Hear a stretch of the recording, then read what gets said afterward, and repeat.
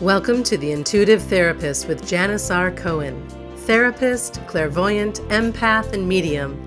Listen in as she takes a no-nonsense deep dive into real human struggles and how to resolve them. Janis will share channeled information from her spirit guide team, as well as angels and archangels, to help you master your emotional, physical, financial, and spiritual destiny. And now, Janis R. Cohen. Hey y'all, this is Janis Cohen here on the Intuitive Therapist podcast. I am the Intuitive Therapist, and I'm really glad you're here today listening because we're going to talk about something that is so important to have, and it's called integrity. And I talk about this a lot with clients because it's so important to live each day with integrity. That's how you know you've earned your keep, so to speak. When I was growing up, my father would teach us, that a way to have peace at night is to know that you lived with integrity in all throughout your day, that the choices that you made were very integrity-based decisions that were for the highest good of all. And so we're going to talk about that today. But let's face it, most people are out for themselves, but will rarely admit it. It's just true. And if you're honest with yourself, yes, we do care about people. That's not what I'm talking about. But for the most part, we really want to make sure we get our needs met first. And most people have attempted to gain things for themselves in ways that aren't on the up and up. I'll admit that. While I'm an extraordinarily giving person, I really, really am. There have been times where I've intended to satisfy my own needs before somebody else's. And I've made decisions in the past that haven't been 100% honest and completely integrity-filled. I am not a liar, but we all tell white lies, and I can be very honest with you. I have done that. Not proud of it, but I've done it. And at some point, probably more often than you realize, you have made choices that aren't integrity-based. If you are honest with yourself, remember, your relationship with who you are is between you and God. So nobody else needs to know about this. But if you take a look in, you can probably identify times in your life where you've made choices that weren't integrity-based. And it's human nature to look out for your own safety and security first. And in doing that, slight somebody else in the process and do things in ways that aren't on the straight and narrow. Look, some of us might cut corners, a few corners here and there, and I want to call these people minnows. And others might unabashedly exploit an experience or a person for their own gain. Let's call these people sharks. Both groups convince themselves that they aren't really committing any wrongdoing because the end justifies the means. And no one really got hurt in the process. It was fine. It was okay. But is that really accurate? Whether you're a minnow or a shark, somewhere underneath your decision to serve yourself first lies an inherent knowing that your moral gauge has malfunctioned. Unfortunately, for some of these people, the sharks, that truth can be buried way, way, way down inside, to the point where they won't even acknowledge it. They'll cut it out. Regardless, you know that your behavior falls short of what qualifies as morally right. You know that, and above board. And you know that whatever decision and action you took was not integrity-based. While chastity, temperance, charity, diligence, patience, kindness, and humility have long been identified as the heavenliest of virtues, I wanted to add a few others to this divine wish list of high moral standards, including but not limited to love, compassion, and integrity. Integrity is a word that is thrown about, and it means different things to different people, and I get that. I am just going to share with you my thoughts here, and you think what you want to think. The definition of integrity is the quality of being honest and having strong moral principles, moral uprightness, and the state of being whole and undivided.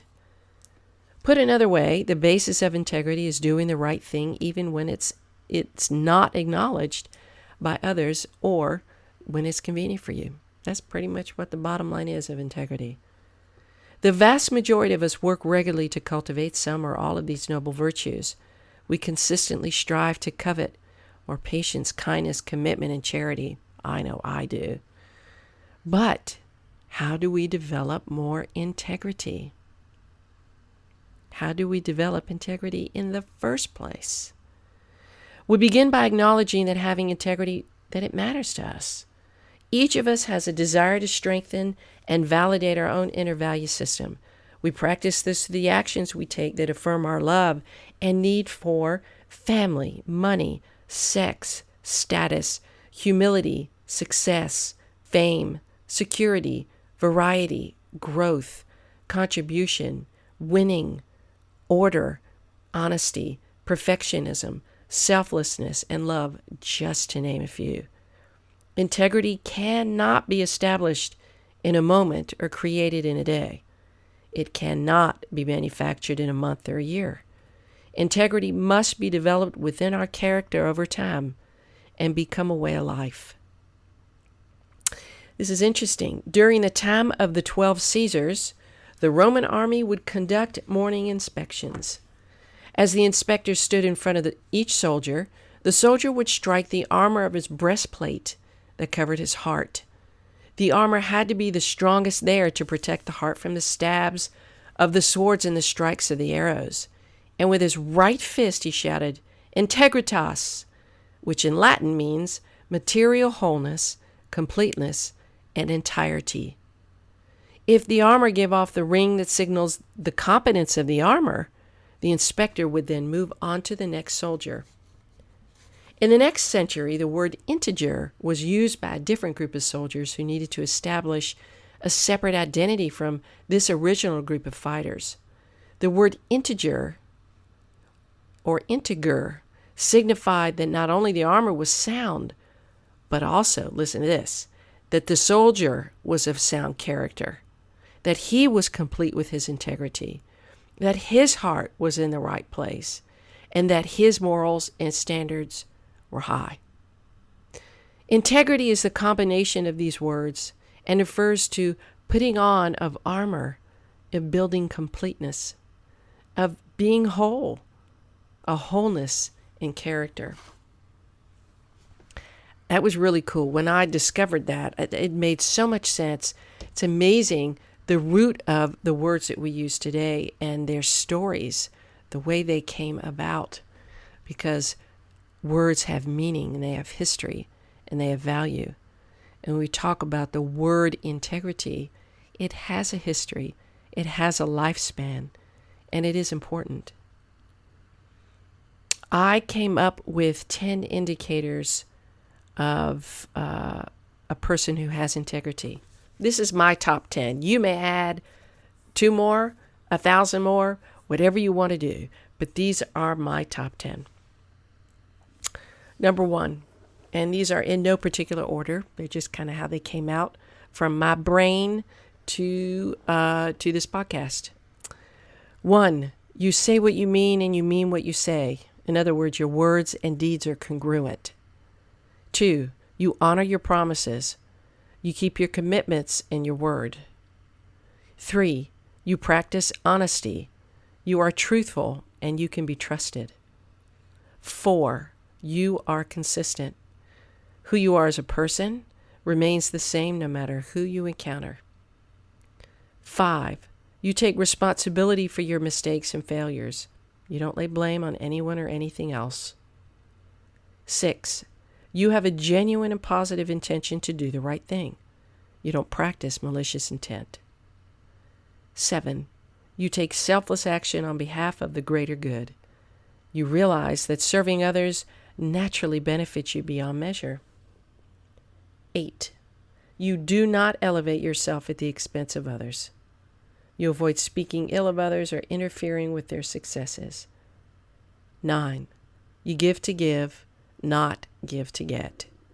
For you, giving brings a sense of fulfillment that is far greater than receiving. 10, you recognize that everything in life has a lesson to learn within it. You appreciate both the good and the bad times and you use them for your personal growth and the benefit of others. So I ask you, integrity, do you have it? This is Janis Cohen, the intuitive therapist, asking you to reach out to me if you need support in any area of your life, with therapy, with guidance, with readings. Give me a call, 404-558-3971, or reach out to me via email at janis@janisrcohen.com. I hope this talk about integrity makes a difference. I hope that you're able to build on the integrity that you have. And if you feel like you don't have integrity, my hope is that you will cultivate that. And if you need help with that, let me know. Wishing you a wonderful day, a blessed week, and as always, live intuitively. Thanks for listening to The Intuitive Therapist with Janis R. Cohen. If you like what you heard, the best compliment you can give us is to share this podcast with a friend and subscribe, rate, and review at iTunes.